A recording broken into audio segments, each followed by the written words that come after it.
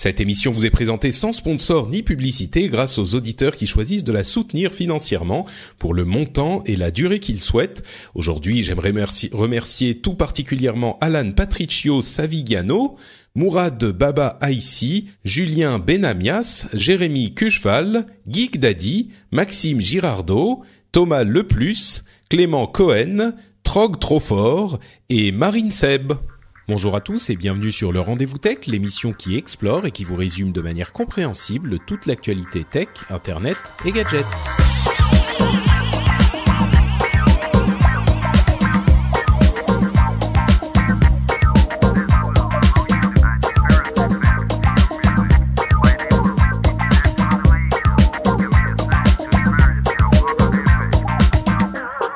Bonjour à tous et bienvenue dans le Rendez-vous Tech, l'émission qui vous résume toute l'actualité tech, internet et gadgets toutes les semaines.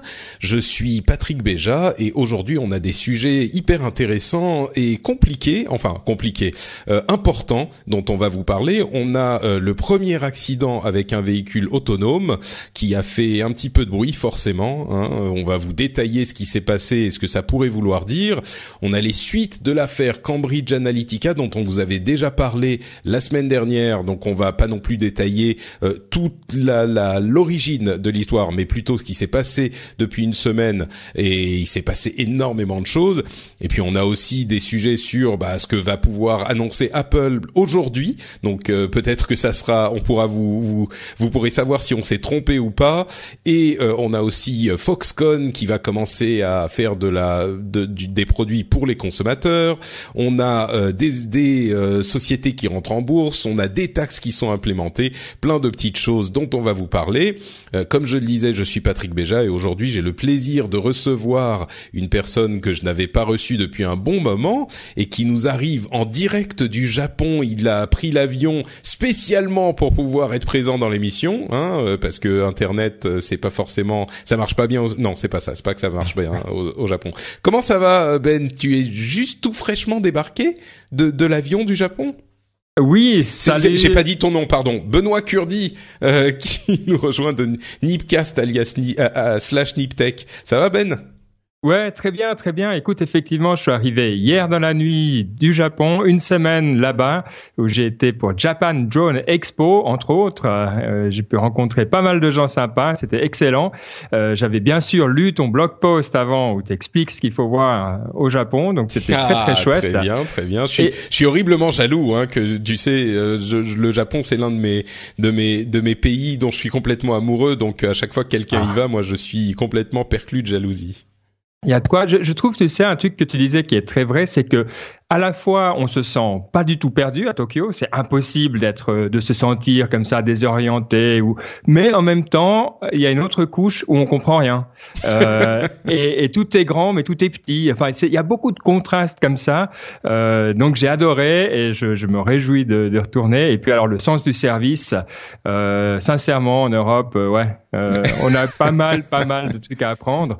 Donc, voilà. Bref, vraiment beaucoup de contrastes, beaucoup de plaisir. Et, comme je l'ai dit, je me réjouis de découvrir peut-être d'autres parties du pays un de ces jours. Oui, t'étais à Tokyo, c'est ça? Oui, uniquement, ouais. D'accord, à Chiba, oui. juste à côté. Ouais. D'accord, oui, à Chiba, c'est au nord, à côté du Makuhari Messe, non? C'était là-bas ton expo? Voilà, exactement. Voilà, on connaît. Bon, peut-être qu'il faudra faire un épisode sur le Japon un jour, ça serait intéressant. Mais aujourd'hui, on va vous parler plutôt d'abord de l'accident de voiture autonome dont a été victime une piétonne il y a une petite semaine de ça. Et c'était une voiture autonome Uber. Et avant de vous donner tous les détails, je vais redonner du coup la parole à Benoît puisque tu m'expliquais avant l'émission que ton travail est connexe à tout ce qui est autonomie dans les véhicules et donc c'est un sujet que tu connais relativement bien. Tu peux nous dire un petit peu ce que tu fais juste pour qu'on ait un peu de contexte? Ouais, je suis secrétaire général d'une association qui s'appelle la Global UTM Association. Alors UTM, ça veut dire Unmanned Traffic Management, donc la gestion du trafic autonome ou en tout cas sans personne.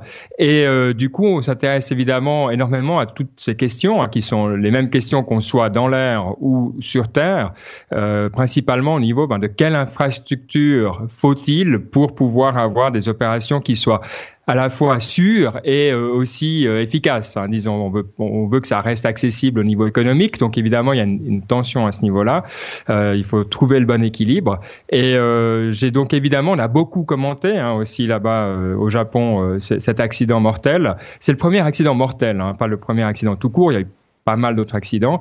Et puis, voilà, je trouverais intéressant de donner le point de vue peut-être aussi qu'on a dans l'industrie par rapport à quelque chose comme ça. Alors justement, oui, merci de m'avoir corrigé. C'est le premier accident mortel, tout à fait, et c'est un petit peu au-delà de l'aspect tragique de la chose, qui est évidemment pas à minimiser, puisqu'il y a une personne qui a perdu sa vie. Il y a aussi une énorme ébullition de discussions et d'intérêts qui se forment autour de cet accident, puisque depuis des années, on savait qu'il y allait un jour y avoir un accident mortel certainement, où un véhicule autonome serait impliqué. La question de la responsabilité allait se poser, justement, de la responsabilité du véhicule lui-même, de l'algorithme qui le fait fonctionner, du constructeur, du conducteur, etc., etc. Donc c'est tout un maelstrom d'intérêts, de questionnements qui se coalescent autour de ce sujet. Alors je vais vous donner un petit peu la timeline, la manière dont ont évolué les choses dans cet incident, parce que vous en avez peut-être entendu parler, et il y a des informations un petit peu contradictoires. Ce qui s'est passé donc dans la ville de Tempe en Arizona, il y a un véhicule Uber qui a percuté un véhicule autonome Uber qui a percuté une piétonne qui traversait la rue. C'était une rue relativement, c'était pas non plus une autoroute, hein, bien sûr, mais elle traversait avec un vélo et c'était pendant la nuit. Donc il y avait beaucoup de questions sur est-ce que d'une part le conducteur aurait pu éviter le piéton, la piétonne, et d'autre part est-ce que la voiture aurait pu éviter la piétonne. Alors, ce qui s'est passé, c'est que les conclusions préliminaires de l'enquête de la responsable de la police qui commentait sur la chose étaient que l'accident n'était pas évitable, voiture autonome ou pas voiture autonome. C'est-à-dire qu'un conducteur n'aurait pas pu l'éviter et la voiture autonome n'aurait pas pu l'éviter non plus. Ça, c'était la première conclusion de la préliminaire de l'enquête. Donc, c'était vraiment préliminaire. Et donc, on s'est dit, visiblement, peut-être que la responsabilité ni de la voiture ni du constructeur n'était engagée, donc n'était pas engagée. Ce qui s'est passé depuis, dans les jours qui ont suivi, c'est que les vidéos d'enregistrement de contrôle du véhicule ont été rendues publiques. Alors on a une vidéo de la caméra frontale qui filme au moment de l'impact, juste avant l'impact, et on a la vidéo intérieure du véhicule qui filme donc le conducteur. Et on a on va dire 10 secondes avant l'impact. Et à partir de là, quand officiellement ces documents ont été rendus publics, il y a un certain nombre d'experts en véhicules autonomes, bien sûr, qui sont penchés sur le sujet et qui ont, suite aux observations qu'ils ont pu faire et aux connaissances et à l'expérience qu'ils ont sur ces véhicules, ils ont été amenés à des conclusions qui étaient clairement en contradiction avec les conclusions préliminaires de la commissaire qui enquêtait sur la chose. Et en gros, ce que disaient les experts, c'était ça paraît quand même bizarre parce que vu la configuration, vu la manière dont la personne apparaissait sur les images, le véhicule, ou en tout cas le LiDAR, le radar laser dont sont équipés tous ces véhicules autonomes, aurait dû la détecter, et même si l'accident n'aurait pas pu être évité à 100%, au moins activer les freins. Et là, on voit sur les images que le frein n'a pas du tout été activé. Donc, la question semble se porter non pas sur est-ce que le conducteur, s'il avait été un conducteur sans véhicule autonome, est-ce qu'il aurait pu éviter l'accident? A priori, la discussion n'a pas vraiment lieu et il semblerait que ça aurait été au moins très difficile à éviter cet accident dans un véhicule non autonome, un véhicule classique. Donc le conducteur n'aurait peut-être pas eu le temps.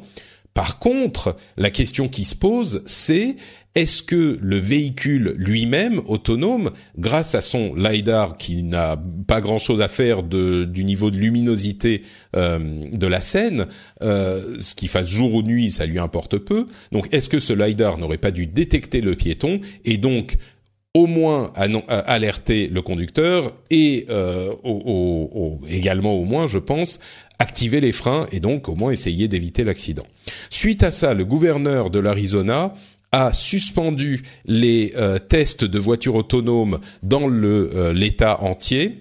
Il dit que l'accident d'Uber était une faute, très certainement une faute, enfin une faute ou du moins un échec de la technologie en question. Et il faut noter aussi que Uber et beaucoup d'autres font ces tests en Arizona parce que les lois en Arizona étaient quand même relativement laxes pour permettre le développement des véhicules autonomes. Donc ça, c'est le contexte, l'historique de ce qui s'est passé. D'une part, est-ce que j'ai fait des erreurs ou il y a des corrections à faire dans mon analyse, dans mon récit, Ben? Et d'autre part, de votre côté de l'industrie, comment est-ce qu'on a approché la chose? Est-ce qu'on s'y attendait? Est-ce qu'on avait peur que ça arrive? Est-ce qu'on est, dis-moi ce que vous en pensez. Ouais, très bonne description de ce qui s'est passé effectivement. Alors, c'est vrai que la grosse question, disons, il y a deux choses. Hein. D'un côté technique, comme tu l'as dit, tout ce qui tourne autour de LiDAR, radar et des autres systèmes embarqués, et puis le facteur humain. Alors peut-être juste pour revenir sur le facteur humain, d'abord ce qu'on voit, hein, nous comme on dirait ça, c'est que il y a quelque chose d'inattendu qui se passe, hein, un piéton qui passe, qui se met en danger, qui regarde pas lui-même, donc là, on a une situation dangereuse, et puis on a un seul conducteur dans la voiture. Typiquement, Waymo utilise deux conducteurs parce que on sait que Waymo, c'est la société de Google, hein, de voitures autonomes de Google, oui. C'est à peu près impossible de demander à quelqu'un qui conduit pendant des heures de rester concentré tout le temps sur la route. On peut mettre un humain si on veut, mais au final, est-ce que c'est vraiment utile? Je sais pas. Justement parce que c'est tellement répétitif que si on n'a pas des mesures supplémentaires de sécurité, c'est presque injuste de demander à un être humain de pouvoir réagir en si peu de temps. Donc là, on voit pourquoi il y a D'autant plus que dans le véhicule autonome, l'idée c'est que tu es autonome. Donc on le voit d'ailleurs dans les images. Juste avant l'accident, il regarde un petit peu son téléphone ou il regarde quelque chose sur le côté. Dans la voiture autonome, forcément, tu vas pas être... Enfin, peut-être qu'il faudrait, mais tu vas pas être concentré 100% du temps comme si tu l'étais si tu conduisais. Impossible, c'est absolument impossible. On peut dire, c'est vrai, on peut mettre qui on veut dans la voiture. Après 5 heures où tout est tout seul, où tout va là, d'un coup, on a 2 secondes pour réagir. C'est juste pas. Alors voilà, si on est deux, qu'on peut reprendre le contact, on peut s'entraider, disons, à rester concentré, etc. Après, on sait pas. Peut-être que Uber ils roulent pendant 25 minutes, ils font 10 minutes de pause, ils roulent 25 minutes. Donc c'est possible. Il y a peut-être des moyens autour. Là, il faudrait en savoir plus, mais moi je pense pas. Je pense qu'ils roulent pendant plusieurs heures sans s'arrêter. Donc ça, c'est vrai que c'est quand même une des choses à mettre en place où je pense que peut-être il y aura des lois un peu plus restrictives en termes de comment on fait on gère le risque. Et puis la deuxième question, effectivement, c'est le LiDAR. Donc on sait que le problème, c'est la pluie. Hein. S'il pleut, on a beaucoup de bruit, disons, qui arrive et les algorithmes sont moins efficaces. De bruit vidéo, oui. De bruit, voilà, dans les images captées par le radar. Oui, exactement. Ouais. Exactement, du bruit pour lui. Ouais. Donc le signal est plus faible. Mais la question ici, c'est de savoir si finalement il n'y a pas eu de détection du tout, auquel cas c'est un problème de matériel, ou bien s'il y a eu une détection, mais que l'algorithme a dit bon ben c'est ok, je vois rien de spécial là-dedans, parce que ben il faut voir que quand on est dans une rue, ça bouge partout. Il y a des piétons à gauche, à droite, il y a des trucs qui peuvent voler. Enfin, si on s'arrête à chaque fois qu'il y a quelque chose qui bouge, simplement on n'avance plus. Donc la question c'est de voir est-ce que finalement l'algorithme, parce que c'était pas un endroit où on était censé traverser, c'était une route où il s'attendait pas à ce qu'il y ait ce genre d'activité, peut-être agit d'une façon différente que s'il est en pleine ville. Donc je pense que ça va être vraiment dans ce type de questions qu'on va devoir se pencher. Ça va devenir assez pointu, hein. Et les seuls à pouvoir répondre, c'est Uber. Parce que même si on donne les données à la police telles quelles, qu'est-ce qu'ils peuvent en faire? Ils savent pas comment ça a été traité. Donc, c'est pas très utile d'avoir les données pures à ce moment-là. Donc, directement l'enregistrement du lidar. Donc, ça va, à mon avis, ça va prendre pas mal de temps pour être décidé. Et puis, la question, effectivement, ça va être de déterminer la chaîne de responsabilité. Et là, il fallait que ça arrive. Et je pense qu'on aura un procès qui va s'étendre sur plusieurs mois, plusieurs années.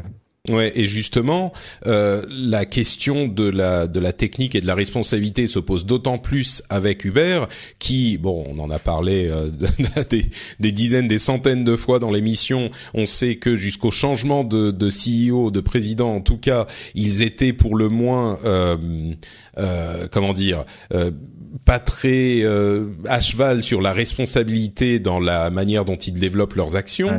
Ouais. On sait qu'ils ont eu tu disais qu'il y a effectivement eu d'autres accidents qui n'étaient pas mortels, et on sait que Uber a un taux d'incidents beaucoup plus élevé que les autres constructeurs qui font des tests, notamment Waymo. On est à un taux d'incidents qui est vraiment de l'ordre de 100 fois plus élevé chez Uber. Alors des incidents qui sont pas des incidents graves, mais ça veut peut-être dire quelque chose sur la manière dont ils gèrent leurs affaires. Et puis il y a aussi une autre interrogation qui peut venir si on est un petit peu complotiste, c'est que Uber, son modèle d'affaires est entièrement basé finalement sur il y a beaucoup d'analystes qui pensent que Uber ne peut pas simplement être rentable s'ils doivent payer des conducteurs sur le long terme. Aujourd'hui, ils dépensent énormément d'argent de leurs investisseurs, plusieurs dizaines de pourcents de l'argent qui est engagé, c'est pas des bénéfices, c'est de l'argent qu'ils brûlent de leurs investissements. Et du coup, ils ont besoin que les voitures autonomes soient opérationnelles aussi vite que possible. Donc, on peut, alors là, on n'a pas du tout de preuves ou pas encore, on peut se demander s'ils n'ont pas essayé de prendre des raccourcis un petit peu dangereux pour activer les choses plus vite, quoi. Et est-ce que c'est une surprise que c'est à Uber que ça arrive? Encore une fois, là, on ne sait pas. Il faudra voir il faudra que l'enquête se soit menée comme il faut. Mais toutes ces questions se posent, en tout cas. Clairement. Je pense que effectivement, il faut voir les soins mis dans les scénarios, parce que évidemment, on va pas faire rouler ces voitures n'importe comment. Il y a des choses qu'on veut tester, des choses qu'on veut comprendre. Donc, il faudra voir exactement qu'est-ce qu'ils essayaient de faire aussi. Ça va être intéressant. Il y a un lien qu'on a aussi pas mal discuté ces derniers temps. C'est ce que veut faire justement Travis Kalanick. Tu sais qu'il a, je sais pas si on en a parlé dans une autre émission, mais il a racheté donc cette société. Et puis c'est vrai que le but finalement de en faire des espaces. Donc il a racheté une société qui fait de l'immobilier. Hein. Et le but de racheter ces espaces, ça peut être justement pour ramener ces véhicules autonomes. Qu'ils soient volants ou pas, hein. Donc de nouveau, il faut penser qu'on va aussi avoir des véhicules autonomes volants qui vont arriver dans les villes. Il faudra avoir des espaces urbains où on peut les faire atterrir, les faire se poser, avoir des services, etc. Il a racheté effectivement une société qui gère ces espaces urbains, qui rachète des vieux parkings, et qui les reconditionne pour d'autres usages, notamment la gestion de peut-être espaces nécessaires au parc de véhicules autonomes. Ouais. Ouais, exactement. Donc ça, je pense que c'est aussi quelque chose d'intéressant en lien avec ce besoin de l'autonomie, c'est qu'il va falloir avoir des endroits comme ça. Moi, je pense pas typiquement qu'on va pouvoir juste laisser les véhicules autonomes les parquer n'importe où, etc. Disons, on va créer plus de problèmes. Donc ça peut être aussi, à mon avis, c'est quelque chose d'intéressant à suivre et surtout de voir comment ils vont commencer à équiper ces nouveaux espaces. Donc ça vaudra la peine de vraiment avoir un œil dessus. Ouais. Du coup, et on va conclure là-dessus, pour revenir à cet incident effectivement spécifique, du côté de l'industrie, par rapport au grand public, est-ce que vous vous dites ah merde, ça y est, c'est arrivé, on va se faire taper dessus, est-ce que personne va comprendre ce qui se passe, mais en fait on n'est pas forcément responsable, ou est-ce que, tu vois, de votre côté, comment les gens appréhendent cet événement dont on savait qu'il allait arriver, mais qui peut quand même faire peur si c'est mal compris, si c'est mal géré, et puis en même temps là il y a Uber qui est dans l'eau et peut-être qu'ils sont responsables aussi. Donc comment vous le percevez? Ouais, alors bon, moi je suis plutôt dans ce qui est volant, hein, mais ça va arriver. Un jour ou l'autre, un drone va tomber sur la tête de quelqu'un et puis ça va également conduire à un décès. De toute façon, l'histoire, si on regarde l'histoire de l'aviation, l'histoire des transports en général, ça a toujours été une série de réactions à des accidents mortels. Que ce soit les ronds-points, les ceintures de sécurité ou tous les systèmes qu'on a maintenant dans l'aviation, on a été vers de plus en plus de sécurité au fur et à mesure, vers des certifications, etc. Donc, c'est malheureusement la seule façon d'apprendre, c'est de le faire et de faire des erreurs. Donc, on s'attend à ce genre de choses. Ça fait partie du business model. Alors évidemment, c'est pas le but. Hein, on se comprend bien, on est d'accord, mais on sait que c'est comme ça que ça se passe. Donc là, on va avoir probablement des lois, des restrictions, mais au final, on va aller vers plus de sécurité et donc un marché qui va quand même s'ouvrir. Moi, tu dis ça fait partie du business model. Je pense que certains pourraient y voir un petit peu de cynisme. Moi, je dirais ça fait partie du progrès, quoi, de l'évolution de la technologie. On avance, on fait des erreurs, et puis c'est normal. C'est comme ça qu'on peut s'améliorer. C'est bon. Je pense que l'aviation, c'est vraiment le meilleur point de comparaison. Oui. Si on regarde maintenant à quel point c'est incroyablement sûr d'être en avion par rapport au glorieux début, et c'est pas si longtemps que ça. On parle pas de centaines d'années, hein, on parle en dizaines d'années. Donc, mais effectivement, il y a eu des accidents, etc. Et c'était effectivement sans cynisme, mais c'est juste, moi, je trouve que c'est formidable comment on arrive à apprendre de ses erreurs. Une chose importante, par contre, que l'aviation a fait très très bien et que je souhaite voir plus pour les voitures et pour les drones, c'est le partage des données. C'est-à-dire que quand il y a quelque chose comme ça, j'attends d'Uber qu'il soit extrêmement transparent sur ce qui s'est passé. Parce que s'il partage pas, on n'apprend pas et la mort d'après, on aurait pu l'éviter. D'accord.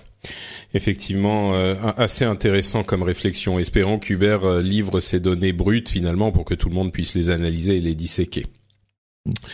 Bon, pour la suite, on va reparler de l'affaire Cambridge Analytica, qui aurait franchement pu être le sujet par lequel on aurait commencé. Bon, on en avait parlé la semaine dernière, donc je ne voulais pas vous en asséner encore des tonnes sur la tête, mais j'avoue que j'ai rarement vu, peut-être même jamais vu, un sujet tech qui, pour le coup, est à l'intersection de la tech, de la politique, de la politique surtout, et puis de la politique internationale et de l'actualité. Et j'ai rarement vu un sujet qui faisait autant de bruit. J'ai mis, ne serait-ce que dans les notes de l'émission, peut-être une 50aine d'articles en une semaine sur ce sujet, et tout le monde y va de son analyse, de son explication, de ses découvertes. Et j'avoue que c'est évidemment propice vu le sujet et vu le contexte, mais je suis quand même un petit peu surpris, ou peut-être que je ne suis pas surpris, je sais pas, de l'ampleur que c'est en train de prendre. J'ai presque envie de dire, c'est pas une surprise, mais c'est genre bon, ça y est, là, ce qu'on attendait plus ou moins est en train d'arriver. Je vais résumer très très rapidement pour ceux qui n'ont pas suivi l'épisode de la semaine dernière. En fait, il y a, je grossis énormément le trait, mais il y a une société anglaise, Cambridge Analytica, qui a obtenu des données de plusieurs dizaines, centaines de milliers d'utilisateurs Facebook, et par ces utilisateurs, c'était il y a plusieurs années déjà, ils ont eu les données également de leurs amis. Et donc, ils ont pu construire des profils sur 50 millions de personnes et donc construire des profils pour cibler les utilisateurs Facebook pour des messages, tout type de messages, dont des messages politiques qui ont été utilisés par les campagnes, a priori par les campagnes du Brexit et la campagne de Donald Trump, et possiblement, ça reste à prouver, par les services russes pour faire leur travail de sape, de trollage et de désinformation, là aussi dans ces deux campagnes politiques. Et bien sûr, vous savez qu'ils ont essayé de le faire en France au moment de notre campagne présidentielle d'il y a 2 ans maintenant, sans succès, ou du moins sans gros succès. La chose à retenir, c'est que en 2014, je crois, Facebook a désactivé. D'une part, ils avaient autorisé la captation de ces données pour des raisons de recherche. Il se trouve que Cambridge Analytica a utilisé ces données pour autre chose que de la recherche, donc Facebook leur a demandé de les supprimer immédiatement. Et à la suite de ça, Facebook a pris des mesures pour que ce type de captage de données ne soit plus possible, à savoir les données qui sont captées sont celles d'un utilisateur qui a autorisé l'accès à ces données, mais pas de ses contacts. Donc on ne peut pas avoir ce captage de données exponentiel où avec 120 ou 150 000 utilisateurs qui utilisent votre app, vous allez capter les données de 50 millions d'utilisateurs. Aujourd'hui, c'est plus possible et depuis plusieurs années, c'est plus possible. Voilà pour ce qui s'est passé là en résumé rapide. Maintenant, pour ce qui s'est passé depuis la semaine dernière, bien sûr, l'ensemble du monde politique et des médias attendait et exigeait que Mark Zuckerberg donne des explications sur toute cette affaire.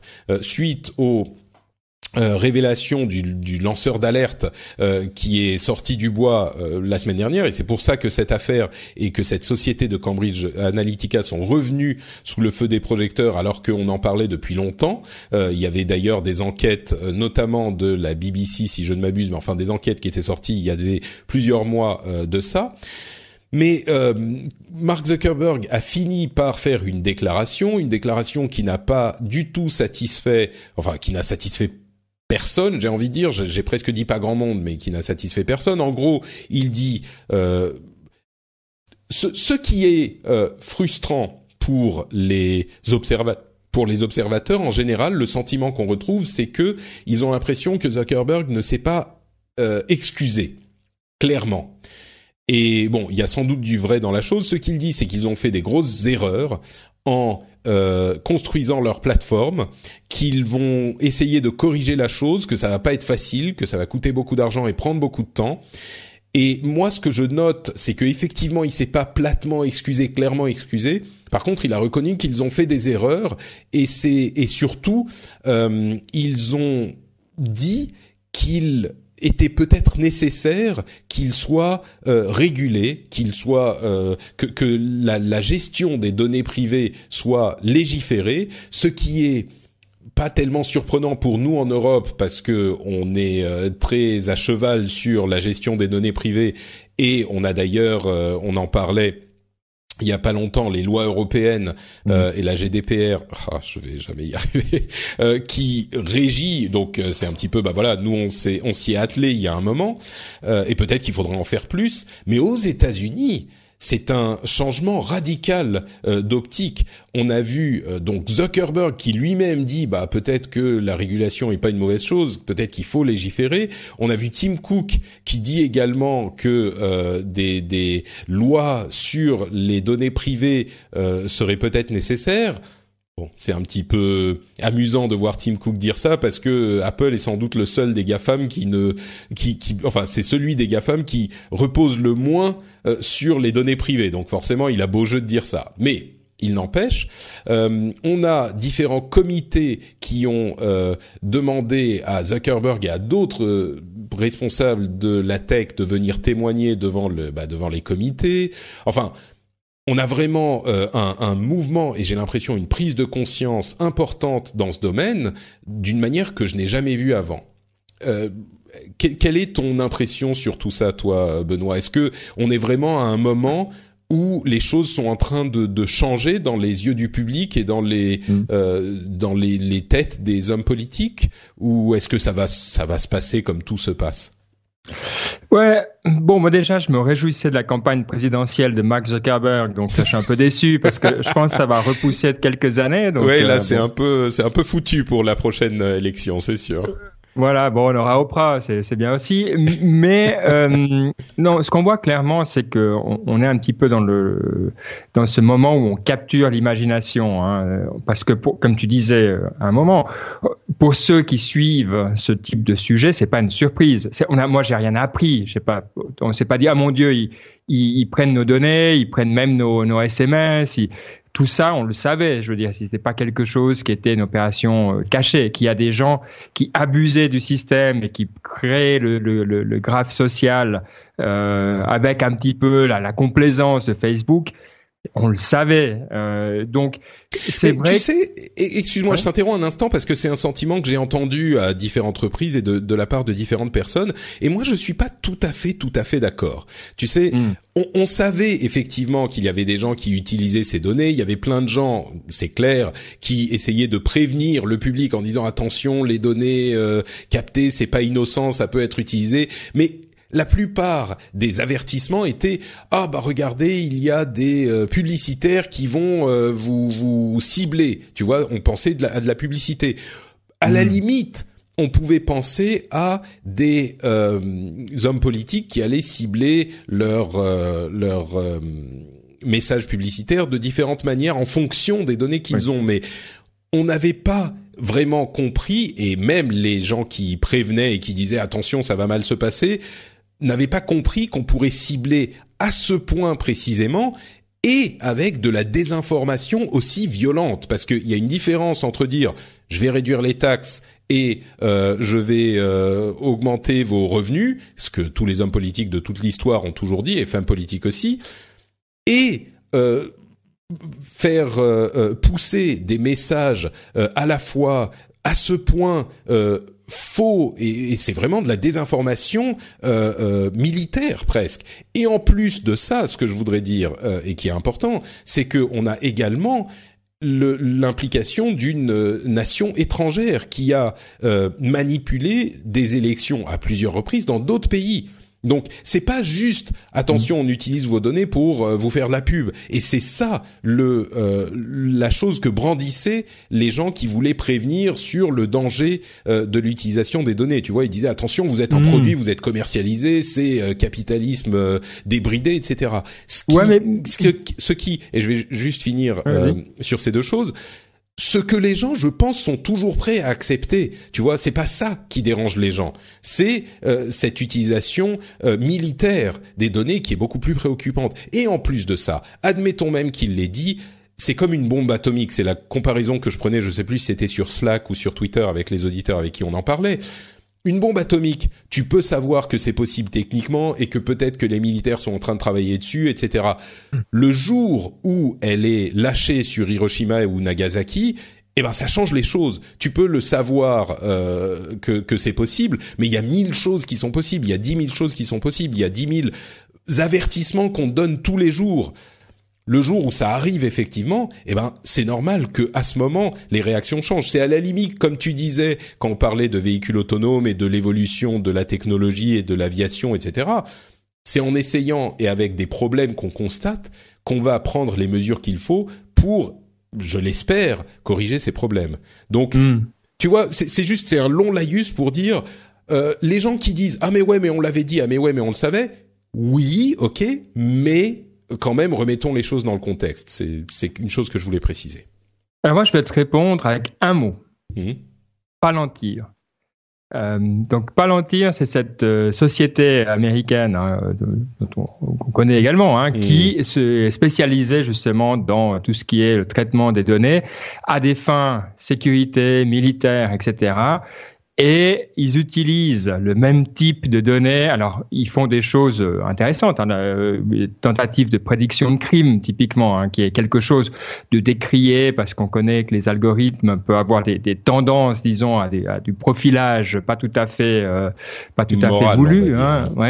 Mais on sait que ce type de société existe depuis longtemps et qu'elles font un usage intensif des données, exactement comme Cambridge Analytica l'ont fait. Donc, c'est là, en ce sens-là, que je veux dire que c'est pas nouveau.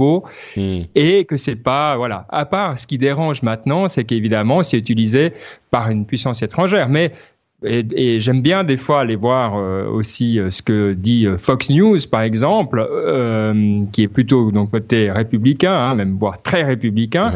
Ouais, oui. Donc, quand Obama gagne sa campagne parce qu'il utilise ce type de données, c'est un génie. Et puis, quand nous, on le fait, c'est un crime. Alors, évidemment, il y a un petit peu de mauvaise foi parce que je te rejoins sur le fait... oui. Comme souvent sur Fox News, c'est des monceaux de mauvaise foi, oui. Oui, mais je pense pas dans l'autre sens. Je pense que c'est pas non plus que ils ont utilisé les données, les démocrates utilisent les données uniquement de manière pure et dans le cadre de la loi, parce que c'est des zones grises. Donc de toute manière, il y a une sorte de prime à celui qui va le pousser. Donc je pense que c'est bien effectivement qu'on arrive maintenant à définir, comme l'Europe l'a fait, et pour une fois, c'est assez rare, mais je pense qu'effectivement l'Europe a vraiment montré le chemin de dire exactement quelles sont ses limites, à quel point il faut informer les gens. Est-ce qu'on a le droit de changer ce que une société sait sur nous ou de l'effacer, etc. C'est bien que ça arrive aux États-Unis. Je suis pas surpris, toi, on disait, c'est toujours un peu les mêmes suspects. C'est Uber, c'est Facebook.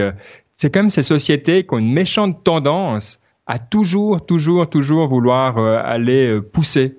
Et donc, si on prend l'exemple de Facebook, comme ils ont traité leurs partenaires de la presse, typiquement, c'est un peu dans la même éthique, je trouve, quoi. Donc, justement, tiens, on peut parler de Facebook et de ce sentiment anti-Facebook qui est évoqué ici et là. On a vu que sur Elon Musk, Twitter a fait une sorte de jeu, enfin pas de jeu, mais il disait, Facebook, je delete Facebook, et il a même supprimé ses pages Facebook pour SpaceX et Tesla. Etc. On a l'impression que certaines personnes se disent, ce coup-ci, c'est bon, tout le monde va supprimer Facebook et c'est le début d'une vague qui va faire que machin. Sauf que ce qu'on constate aujourd'hui, c'est que les installations, si on regarde les faits, les installations d'app n'ont pas du tout changé. Les analystes financiers recommandent d'acheter maintenant que l'action Facebook est au plus bas. Et d'une manière générale, j'ai l'impression que le grand public n'a aucune intention d'arrêter d'utiliser Facebook. Peut-être qu'il faudrait, mais clairement, même ce scandale ne convainc pas les gens. Et au-delà de ça, je pense, moi, sans vouloir défendre Facebook à tout prix, parce que c'est pas du tout l'intention. Moi-même, j'utilise assez peu Facebook, mais sans vouloir défendre Facebook à tout prix, moi je pense pas que la solution c'est de supprimer Facebook, parce que on a besoin. Je pense qu'il y a quand même des aspects positifs dans tout ça, dans ces réseaux sociaux. Et maintenant on est concentré sur les aspects négatifs, mais je pense que même à la fois Facebook, Twitter et d'autres, pour tout ce qu'ils apportent de problèmes, il y a aussi des utilisations qui sont, même pas des utilisations, des choses qu'ils rendent possibles, qui sont positives et nécessaires, je dirais. Donc, si on peut corriger les problèmes, c'est bien, mais on va pas aller jeter le bébé avec l'eau du bain, je pense. Et puis, je suis 100% d'accord. Je doute qu'il y ait le moindre impact. Ceux qui aiment pas Facebook, qui aiment pas ça, sont déjà plus dessus. Moi, j'ai plus de compte Facebook depuis à peu près 2 ans. Mais pour tous les autres, effectivement, on y trouve son compte. Et puis, alors, les problèmes de Facebook viennent d'ailleurs. C'est le fait qu'il y a de moins en moins de jeunes qui sont intéressés, qui aillent dessus, etc. Mais c'est en tout cas pas ce scandale-là qui va faire le problème. Et puis, c'est vrai, c'est pas mieux si c'est une autre société. Je pense pas. Je pense que Facebook est peut-être, ils ont cette tendance, disons, à pas faire les choses bien, mais pas non plus. Ça reste une grande société américaine qui a quand même certains cadres. Ouais. Et puis il y a des gens qui disent peut-être que la solution viendrait de l'extérieur, de l'open source, de projets comme Mastodon ou de ce genre de choses. Et moi là aussi je suis hyper intéressé par ce genre de choses. Malheureusement, on n'a pas réussi à trouver de formule qui fonctionne et qui fonctionne mieux que ce qu'on a réussi à créer avec les startups de la Silicon Valley. Donc continuons à essayer, hein. Peut-être qu'un jour on aura une formule open source et beaucoup plus fiable qui fonctionnera. Donc il faut surtout évidemment continuer à essayer et pas dire non ça marchera jamais. Mais par contre, bon, si on est réaliste, aujourd'hui on n'est pas dans un contexte où on peut imaginer que ce genre de solution soit viable au moins sur le court terme. Mais peut-être que ça arrivera. Oui, puis quand on voit le décentralisé, on a encore un très long chemin à faire avant qu'on arrive, on comprenne comment gérer ça. Si on regarde les cryptos en ce moment, on voit que on sait pas quoi en faire pour le moment en termes de gestion humaine. Donc je suis d'accord, je te rejoins complètement sur ce point. Et peut-être que on est dans les tout débuts des crypto monnaies et de la blockchain, etc. Et comme on le dit parfois dans l'émission, les versions ou les améliorations amèneront une perfection de ces systèmes qui feront qu'ils seront plus utilisables. Mais encore une fois, on n'y est pas encore. On voulait évoquer rapidement deux lois qui sont passées aux États-Unis quand on parle du contexte de l'augmentation des contrôles sur les sociétés. Il y a deux lois, le Cloud Act et le Stop Enabling Sex Traffickers Act, qui sont préoccupantes. Autant les lois en Europe, j'ai l'impression qu'on les fait plutôt pas mal, avec plus de bons côtés que de côtés négatifs. Autant là, ces deux lois, elles me mettent des gros points d'interrogation. Le Cloud Act, c'est une loi qui autorise les organismes de policiers américains à aller réclamer des informations sur des serveurs qui sont situés dans d'autres pays. On se souvient que Microsoft avait était en train de se battre contre une demande des forces de l'ordre américaines pour livrer des données sur un citoyen américain, mais des données qui étaient hébergées en Irlande, et bon, en l'occurrence, ça voulait dire que les autorités américaines voulaient contrevenir aux lois irlandaises, puisque les serveurs étaient physiquement là-bas. Et de l'autre côté, il y a donc le Stop Enabling Sex Traffickers Act, qui rend un hébergeur, qui met à mal en fait le statut d'hébergeur qui permet à l'internet d'exister depuis le début de l'internet, c'est-à-dire que il rend un hébergeur responsable du contenu qui est sur sa plateforme, même quand ce contenu est créé par des utilisateurs, responsable pénalement. Donc, et c'est en théorie pour éviter l'esclavage sexuel. Donc ça va quand même, c'est très spécifique. Ça veut dire que un site, et c'est le premier à en avoir fait les frais, un site comme Craigslist, qui est un site de petites annonces, a tout simplement supprimé ces petites annonces, ce qu'on appelle les personal ads, donc simplement où on dit et je cherche une jeune femme belle qui joue à Mario Kart pour amitié et plus si affinité, belle et intelligente bien sûr, il faut qu'elle soit intelligente aussi.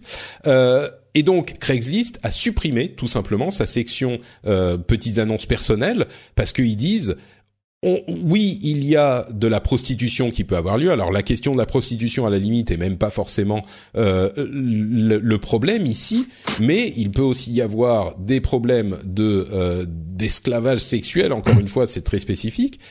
Et si on est légalement responsable, il faut juste tout supprimer, y compris toutes les petites annonces complètement innocentes. On a vu des subreddits qui ont également dû être supprimés, etc.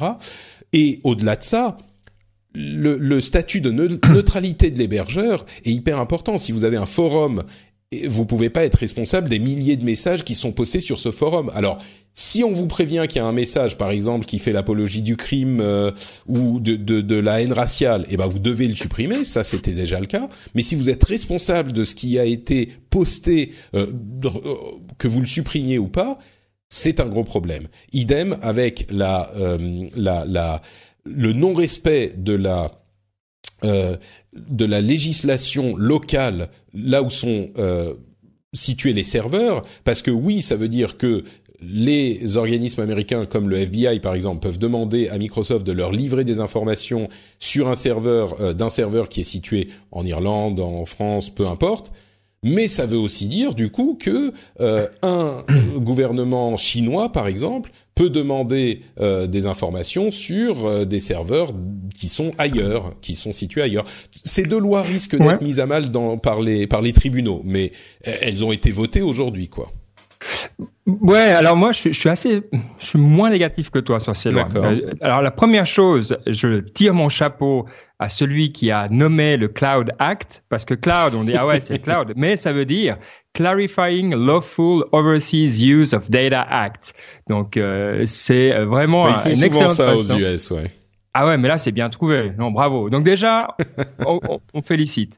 Mais ce qu'il faut voir, ce qui est intéressant, c'est qu'effectivement, il y a une idée de faire des négociations internationales autour de l'échange de données. C'est-à-dire que non seulement les États-Unis vont pouvoir les demander à l'Irlande, mais l'Irlande, s'ils ont un traité en commun, va pouvoir demander aux États-Unis également des données. Et ça, je trouve que c'est bien. Il faut mettre un cadre à cet échange de données. On les veut au niveau fiscal, ça existe. Pourquoi on les voudrait pas pour d'autres domaines? Donc je pense qu'il y a quelque chose de juste à vouloir créer un cadre international pour l'échange de données. Donc évidemment, la question se pose parce que ça va plus loin. Ils disent pour les pays avec qui on n'aurait pas de contrat, on peut dans ce cas-là forcer la main. Bon, alors là c'est un petit peu différent, mais évidemment sinon tout le monde irait dans le pays qui déciderait de pas avoir d'échange. Et on est obligé de faire ça finalement pour que la loi continue à avoir un sens. Donc, à voir comment ça va être mis en pratique, mais il me semble qu'il y a quelque chose de quand même assez juste dans celle-là. Et dans l'autre, c'est la même chose. Je pense que de nouveau, ce côté neutralité de la plateforme, on le comprend, mais il y a aussi un côté de l'effort à faire pour que la plateforme soit saine. Et je trouve que c'est le genre de scénario où on peut demander un effort particulier. De plus en plus, on peut avoir recours à de l'intelligence artificielle. C'est pas parfait, mais je pense que si une société prouve qu'elle a vraiment mis en œuvre des moyens pour éviter des annonces avec du trafic d'êtres humains, par exemple, voilà, ils vont pas être condamnés. C'est pas s'il y a un qui s'échappe, mais si vraiment il y a du laxisme et qu'on fait rien, et là Craigslist était quand même pas le meilleur exemple de société responsable, dans ce cas-là, on risque d'être puni. Donc moi, de nouveau, je trouve que c'est quelque chose de juste. On demande aux plateformes de respecter la loi. D'accord, bah écoute, on va voir si les auditeurs sont plutôt de ton avis ou du mien. Peut-être que la vérité est un petit peu au milieu, peut-être qu'elle est un petit peu plus de ton côté aussi. C'est possible, je l'avoue. Bon bah écoute, on va faire une petite pause avant de passer à nos news et rumeurs qu'on va égrener un petit peu plus rapidement. Et cette petite pause, je vais en profiter pour vous parler de Patreon. Si vous ne connaissez pas Patreon, vous manquez quelque chose. Et ce que vous manquez, c'est la fierté, la joie, le bonheur de pouvoir soutenir cette émission que vous appréciez, qui vous apporte peut-être des clarifications sur des sujets qui vous intéressent, qui vous apporte un bon moment passé ensemble, qui vous donne un petit peu de quelque chose à vous mettre dans les oreilles pendant que vous êtes dans les transports ou pendant que vous faites du sport. Eh ben, si on vous apporte quelque chose, vous pouvez soutenir financièrement l'émission sur Patreon. Vous pouvez choisir de donner le montant que vous voulez. Ça peut être $1 par épisode parce que c'est aux États-Unis, donc $1 qui équivaut à peu près à 1 euro. Ça peut être pour la durée que vous voulez. C'est vraiment vous qui êtes maître et maîtresse de ce que vous voulez faire. Vous pouvez vous arrêter quand vous voulez et chaque euro compte pour financer l'émission. C'est évidemment quelque chose qui me fait incroyablement plaisir plaisir et qui prouve la santé de ce business model, de ce modèle d'affaires où le contenu et les auditeurs se retrouvent. Et justement, en parlant d'auditeurs, j'aimerais remercier tout particulièrement aujourd'hui certains d'entre vous qui ont choisi de soutenir l'émission. Plume PJ, Sam Tébaris, Thierry Engel, Xavier Fabre, Sébastien, Simon Tanguy, Loéac, Juliane Arevalo, Alexis Agaï, Terry Quirk et Patrice Rudman. Merci à vous tous et merci à tous ceux qui choisissent de soutenir l'émission. J'espère que vous êtes hyper contents et fiers de voir cette émission arriver toutes les semaines dans votre lecteur de podcast parce que c'est grâce à vous qu'elle existe. On continue donc avec les news et rumeurs et ce soir, quand vous écouterez l'émission, ça sera peut-être déjà passé, il y a un petit événement Apple centré sur l'éducation où on pense qu'on va voir arriver un nouvel iPad pas bas de gamme, mais enfin bon marché, peut-être sans doute moins de $300, avec peut-être une compatibilité sous une certaine forme avec l'Apple Pencil, qui permettrait, avec sans doute d'autres annonces, qui permettrait une utilisation dans les classes, dans les écoles, beaucoup plus poussée. Alors on sait que Apple se bat avec Google depuis un certain nombre d'années déjà, puisque pour tout un tas de raisons, les Chromebooks de Google ont le vent en poupe dans les écoles, et que bien sûr, quand on parle d'école, c'est pas juste pour parler d'écoliers, c'est aussi pour donner les bonnes habitudes aux jeunes qui continueront à utiliser nos produits quand ils auront un petit peu plus d'argent. Donc évidemment, le champ de bataille de l'éducation est important pour ces sociétés, et les Chromebooks et Google sont clairement en train de gagner la bataille aujourd'hui. Est-ce que tu vois, toi, arriver un iPad bon marché et que ça serait le produit que propose Apple pour l'éducation? Ça serait l'iPad? C'est quand même... moi, je trouve ça un petit peu compliqué. C'est pas aussi polyvalent qu'un Chromebook. C'est plus compliqué à gérer pour les administrateurs. Enfin, je sais pas. Et je pense que c'est pas le genre de produit, on peut dire, voilà, maintenant, pof, vous avez du hardware et tout va bien. Utilisez le Google, là, typiquement, ils ont Google for Education, c'est une division, hein. Il y a du monde, ils vont dans les écoles, ils expliquent, ils apprennent. Donc oui, et puis ils développent, il y a ces Classroom, je crois, la suite de Google logiciel, quoi, qui fait que c'est plus facile à utiliser. Et puis les produits évoluent avec le web. Matériellement, un iPad au bout de 3 ans, tu commences à plus être trop enfin, tu peux l'utiliser pendant 5-6 ans, mais le Chromebook, il utilise le web, donc les évolutions logicielles et matérielles sont moins importantes ou plus importantes sur le truc, quoi.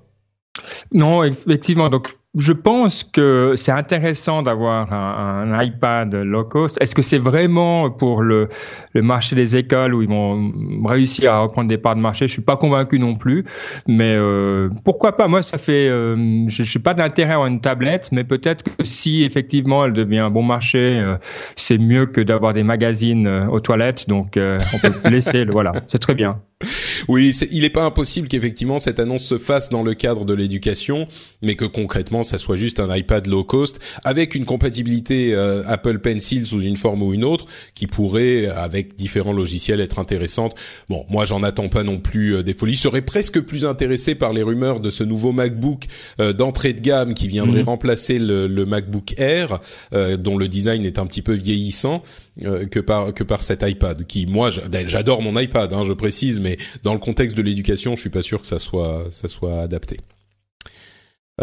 Foxconn, ce constructeur qui justement fabrique énormément de matériel pour Apple et pour d'autres marques de tech, c'est une énorme société chinoise, mais il faisait surtout du B2B jusqu'à maintenant. Il travaillait avec des sociétés tech pour leur construire leurs téléphones, leurs ordinateurs, etc.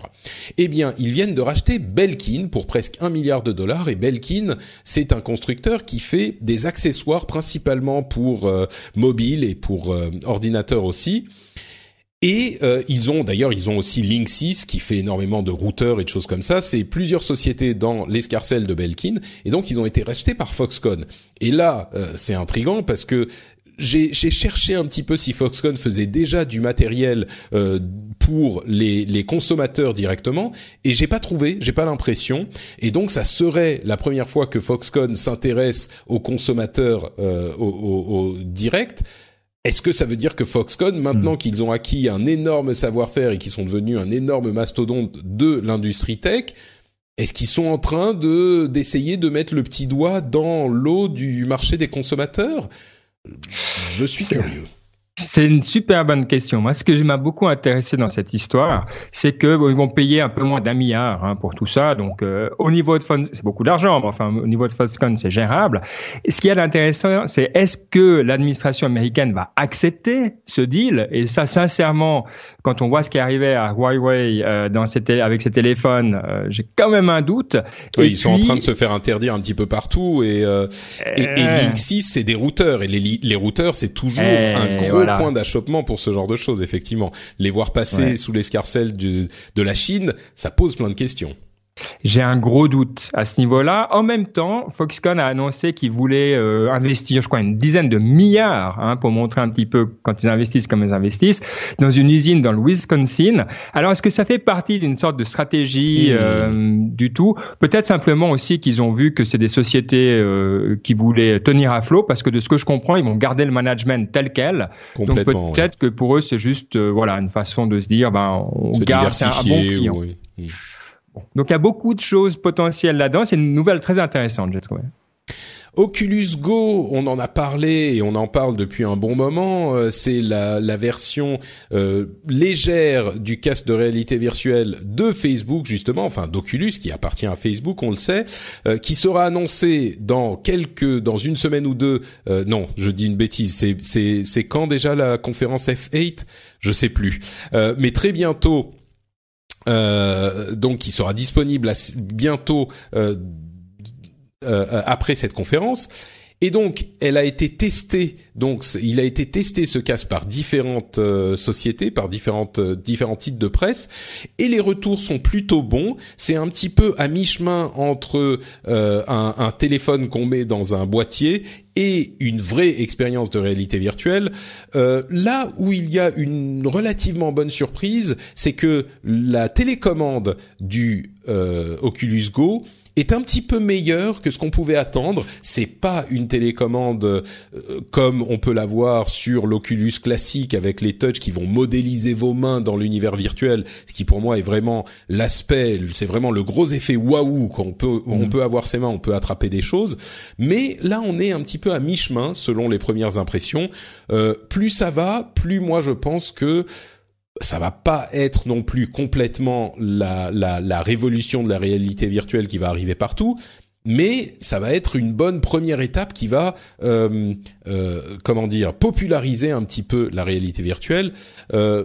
Dernière note, le son est pas mauvais, c'est-à-dire qu'on n'a pas d'écouteurs, mais il y a une sorte de conduction qui vous amène le son aux oreilles sans gêner les autres. Donc c'est encore une fois, mais ne serait-ce que dans le form factor, c'est un objet parfait parce que vous avez juste à le mettre sur la tête, prendre la télécommande et vous êtes parti. Et l'expérience est satisfaisante. Donc bon, à voir, mais encore une fois, les indicateurs sont plutôt au vert pour cet appareil. C'est ce que je me disais, j'étais dans l'avion avec Anna, donc c'est la société japonaise que je recommande d'ailleurs, et ils te donnent une sorte de casque suppresseur de bruit, je sais pas comment on dit, noise cancelling. Donc déjà c'est sympa, donc c'est un peu moins de bruit, mais là ça serait sympa d'avoir de la réalité virtuelle comme ça. Je verrais bien si les casques deviennent pas chers et qui sont de bonne qualité, qui te donnent ton casque anti-bruit, la réalité virtuelle. Ouais. Je pourrais faire 12 heures d'avion quand vous voulez, quoi. Ne serait-ce que pour regarder vos films tranquillement sur votre casque de réalité virtuelle. On sait qu'il y a eu différents produits, même des casques spécifiquement faits pour ça, pour les films. Mais dans le cadre de la réalité virtuelle, ça pourrait être sympa, effectivement. Oui. Pardon, excusez-moi. On parlait des Chinois, tiens, et de la taille des sociétés. J'aurais peut-être dû mettre cette news juste après celle sur Foxconn.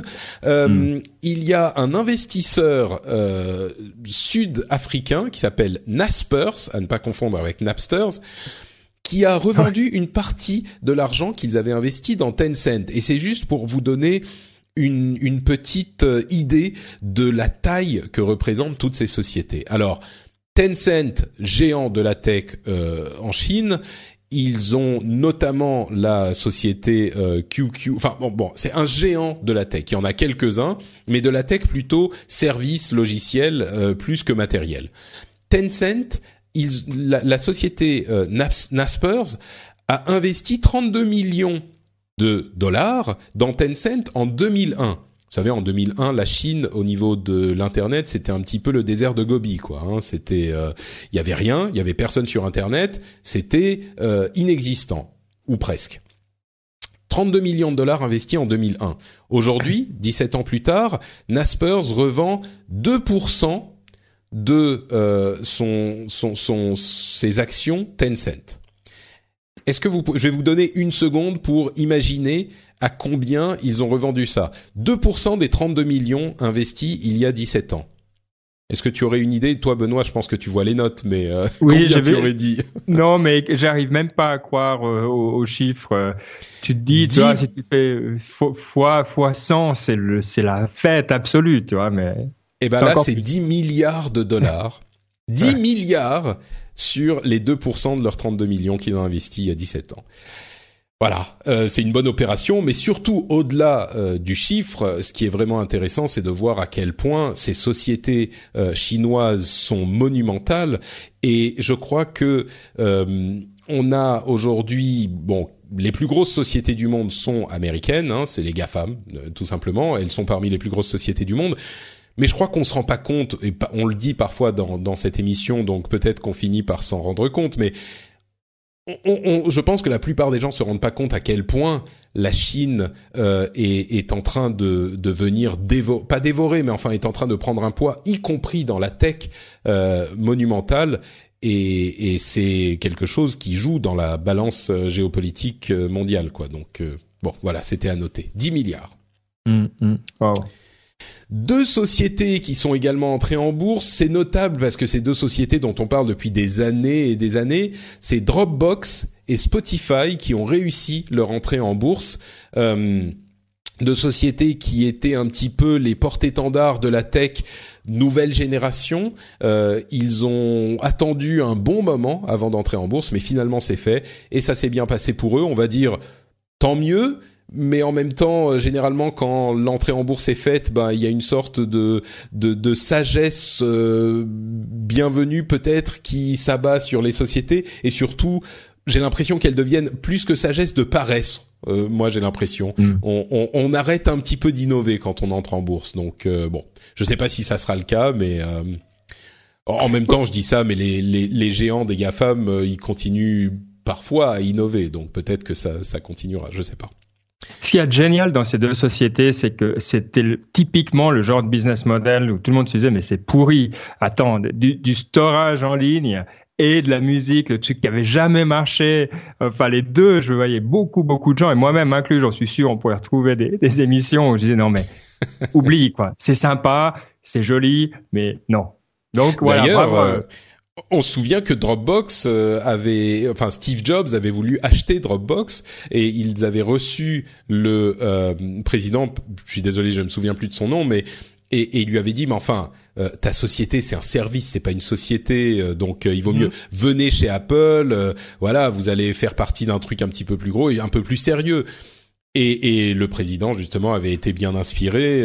Il avait dit non mais bon c'est pas nous on a des ambitions et voilà il a dit non à Steve Jobs quoi. Donc et ça lui a bien réussi puisqu'aujourd'hui la société vaut 11 milliards. Ils avaient levé 750 millions et ils valent aujourd'hui 11 milliards donc pas mal. Joli. Parlons de taxes enfin en Europe. On dit depuis tout à l'heure les Européens on sait bien faire les choses. Eh bien la taxe des GAFAM, donc on avait évoqué l'épisode précédent ou celui d'avant encore, se fera bien. A priori, à 3%, on avait évoqué une taxe sur le chiffre d'affaires qui irait entre 2 et 5% ou 6%. Eh bien, finalement, ça sera 3% et ça sera une taxe en deux temps.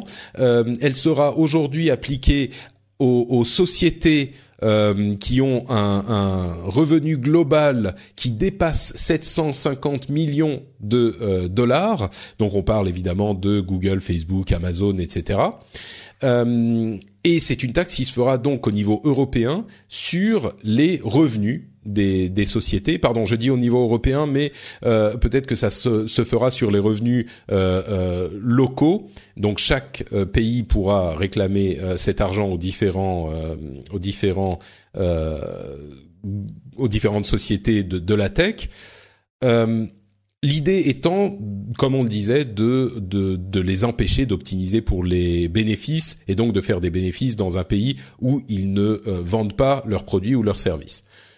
Là, ça sera sur le chiffre d'affaires, donc c'est réglé.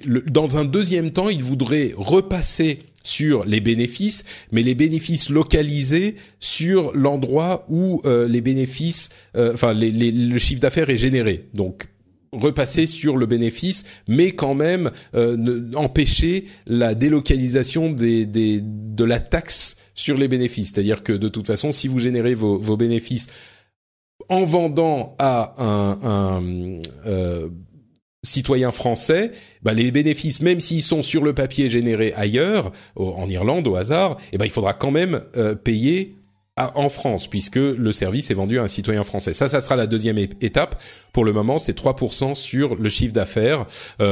J'imagine que ça va pas être implémenté tout de suite non plus, mais ça a été décidé. Qu'est-ce que t'en penses, toi, en tant que bon Suisse qui a un rapport particulier avec la taxation?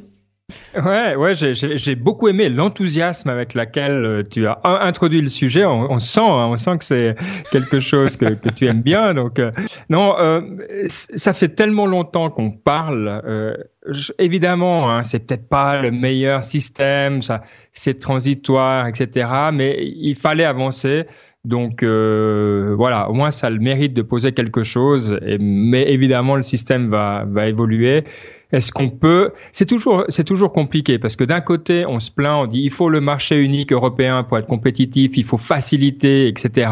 D'un autre côté, il faut quand même, c'est des pays l'Europe, c'est pas un seul État, un seul pays, oui. Donc c'est là on voit que c'est complexe par nature. Donc disons que j'aurais pas mieux à proposer que ça. Ouais, c'est un petit peu ça le problème. Même si ça pose effectivement des questions légitimes, on n'a pas une meilleure solution. Donc à un moment, comme je le dis souvent dans l'émission, oui, on peut se poser des questions jusqu'à la fin des temps, mais on peut aussi mourir gelé quand on est en Antarctique et qu'on trouve pas de solution pour se réchauffer. À un moment, il faut faire quelque chose. Cette analogie n'a aucun sens, mais il faut faire quelque chose pour se réchauffer. Et, on sent le Finlandais qui parle. Non, mais c'est exactement ça. L'hiver n'en finit plus. Mais tu vois, si on se dit si on allume les bouteilles de gaz méthane, ça risque d'exploser, on va tous mourir. Tu dis oui, peut-être, mais si on ne le fait pas, c'est sûr qu'on va tous mourir de froid. Donc à un moment, il faut faire quelque chose. Heureusement, je pense que cette taxe de 3% sur les chiffres d'affaires n'est pas aussi dangereuse que le gaz méthane à côté des flammes. Donc je pense qu'on est quand même dans un cadre plus raisonnable. Après, il y a quand même une question en termes de protectionnisme, de voir à quel point, parce que là, on dit les sociétés de plus de 750 millions, soit donc évidemment les sociétés américaines. Et dans cette espèce de guerre commerciale qui se développe en ce moment, il faudra voir comment c'est reçu à Washington. S'ils disent oui, c'est normal, parce qu'au final, le but de Washington, c'est quand même que ces sociétés rapatrient leurs bénéfices. Donc plus elles font de bénéfices, mieux c'est pour eux. Donc on est dans une dynamique qui va être intéressante et qui va peut-être s'inscrire dans quelque chose de plus global. Le timing, ça aurait été peut-être mieux d'avoir réussi à faire ça il y a un an. On verra. Effectivement. Bon, on verra. On pourrait en discuter plus longtemps. Je voudrais conclure en mentionnant le fait qu'on a eu énormément de commentaires sur la question des connexions Internet et des vitesses des connexions Internet. On évoquait au dernier épisode le fait que l'essentiel de la France, la majorité du pays, est quand même toujours connecté uniquement en ADSL, voire en VDSL qui est quand même pas mal, mais plus limité. En ADSL souvent. Alors deux choses qu'on m'a fait remarquer. D'une part, l'ADSL suffit à regarder Netflix et Netflix même en HD. Donc, à vrai dire, je suis tellement loin de ces choses-là. Je découvre, comme me l'ont fait remarquer beaucoup d'auditeurs, je découvre le vrai monde. Je ne me souvenais pas que Netflix marchait en HD correctement en ADSL. Et d'autre part, il y a plein de gens qui disaient bah oui, mais moi j'ai simplement pas besoin de plus que la DSL. Il y a plusieurs personnes qui ont accès à de la fibre et qui disent bon, pour différentes raisons, oui, idéalement j'aimerais bien l'avoir, mais soit c'est un peu plus cher, soit je veux pas travailler avec cette société là, soit pour différentes raisons. Bon, je suis pas trop mal avec la DSL. Et j'avoue que là, c'est la grande incompréhension de mon côté, parce que moi, si je peux avoir la fibre, évidemment, je suis prêt à sacrifier beaucoup de choses pour pouvoir avoir la fibre, mais j'ai peut-être une utilisation un petit peu plus poussée du net, quoi. Ah, pour moi, c'est même, tu vois, je choisirais où j'habite en fonction. Si on me dit dans ce quartier, il y a pas de fibre, c'est ADSL.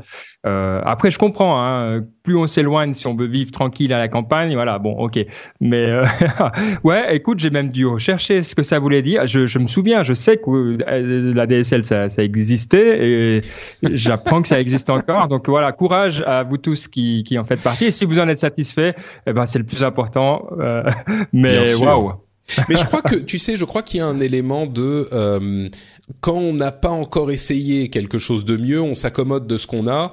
Mais je pense que un certain nombre des auditeurs qui me disent qu'ils s'en accommodent parfaitement bien, je pense aussi que s'ils avaient la fibre pendant quelques mois, ça serait compliqué ensuite. Bien sûr, on pourrait être forcé pour différentes raisons, mais ça serait compliqué d'être satisfait de la DSL. Donc c'est l'un de ces trucs où je crois qu'il vaut mieux pas le prendre si on a un risque de devoir le perdre un petit peu plus tard. Mais donc voilà pour les commentaires sur ce sujet de l'épisode précédent. Merci à vous tous qui avez laissé des commentaires sur frenchspin.fr. Bah merci aussi et surtout à toi Benoît de m'avoir accompagné dans cet épisode. Est-ce que tu peux dire aux auditeurs où ils peuvent te retrouver s'ils en veulent un petit peu plus, s'ils veulent entendre ta voix ou lire ta sagesse un petit peu plus après l'émission? Voilà, alors pour les commentaires, remarques, retours, @bkurdi sur Twitter, c'est le plus simple. Et puis nos émissions, alors Niptech, on était toutes les semaines, on a fait l'inverse de toi, on est passé chaque 2 semaines. Là, je dois dire, on peine un petit peu parce qu'entre Mike et moi, on voyage à peu près tout le temps depuis quelques temps, mais Niptech est toujours là, niptech.com, et on va reprendre un rythme, voilà. Je pense qu'on va moins voyager, j'espère en tout cas, qu'on va pouvoir retourner aux 2 semaines, donc c'est avec plaisir qu'on vous retrouve également là. Merci à toi. Le lien vers le Twitter sera dans les notes de l'émission, évidemment. Pour ma part, c'est NotePatrick sur Twitter et sur Facebook aussi. Oui, oui, je suis quand même sur Facebook, même si je l'utilise moins personnellement. Et vous pouvez aussi... Fais-nous Elon Musk, fais-nous comme Elon Musk. Vas-y, tu peux le faire, Patrick. Non, mais aujourd'hui, je n'en ai pas l'intention. Tu vois, mon utilisation de Facebook est très limitée. Intérieur. Donc, je ne fais pas les quiz pour savoir quelle princesse Disney je suis, donc ça va, il y a pas de problème pour moi. Vous pouvez aussi retrouver cette émission sur frenchspin.fr où vous pouvez commenter sur l'article de cet épisode ou par exemple écouter le rendez-vous jeu. Vous pouvez écouter le rendez-vous jeu dans votre app de podcast en allant chercher tout de suite le rendez-vous jeu sur votre app de podcast et en vous abonnant si vous voulez suivre toute l'actualité du jeu vidéo aussi. Et si vous voulez soutenir l'émission, vous savez que vous pouvez le faire sur Patreon, patreon.com/rdvtech. C'est très simple, vous vous abonnez en 2 minutes montre en main. Vous pouvez donner $1, $2, $3 $3 par épisode. Vous pouvez choisir le nombre d'épisodes que vous allez soutenir par mois. Généralement, je dis 2 ou 3. Bon, idéalement tous les épisodes, hein. Mais si vous pouvez pas, 2 ou 3 épisodes, c'est pas mal. Ça donne aussi droit aux récompenses.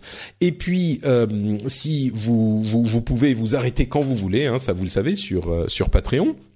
Donc, n'hésitez pas à aller le faire si vous voulez soutenir l'émission, ça prend 2 minutes. Vous pouvez aussi aller sur iTunes pour laisser des notes et des commentaires ou même plus simplement partager cette émission avec vos amis, vos collègues, dire ah bah oui, il y a des sujets hyper intéressants qui sont vachement bien traités sur le Rendez-vous Tech, tu devrais écouter, ou le dire sur les réseaux sociaux, parce que ça, il faut plus de qualité sur les réseaux sociaux. On a assez de trolls et de désinformation, il faut plus de qualité. Et quoi de mieux que de partager le Rendez-vous Tech, évidemment. Merci à Guillaume et Ced qui ont laissé des commentaires sur iTunes avec 5 étoiles, ça fait très très plaisir. Merci à vous tous de nous écouter comme toujours, et puis on sera de retour avec normalement l'équipe d'Upload dans une semaine pour un nouvel épisode. On vous remercie et on vous dit à très très vite. Ciao. Salut.